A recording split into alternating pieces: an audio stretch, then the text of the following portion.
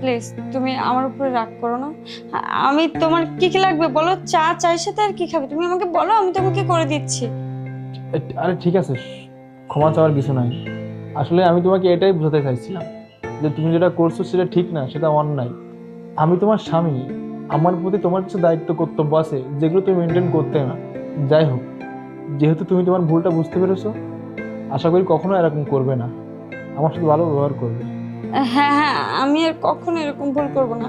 আর এই যাবৎকালে তোমার সাথে যত বাজে ব্যবহার করেছি তার জন্য প্লিজ তুমি আমাকে মাফ করে দিও। আমি আর কখনো এরকমটা করবো না। আর থ্যাংক ইউ আমাকে এত সুন্দর করে বুঝিয়ে বলার জন্য। না হলে আমি কখনো নিজের ভুলটা দেখতেই পেতাম না, বুঝতেই পারতাম না। আচ্ছা, অনেক কথা হয়ে গেছে। একটা কাজ করো, তুমি ফ্রেশ হয়ে এসে বসো, আমি তোমার জন্য চা করে নিয়ে আসছি। ঠিক আছে, তুমি যাও।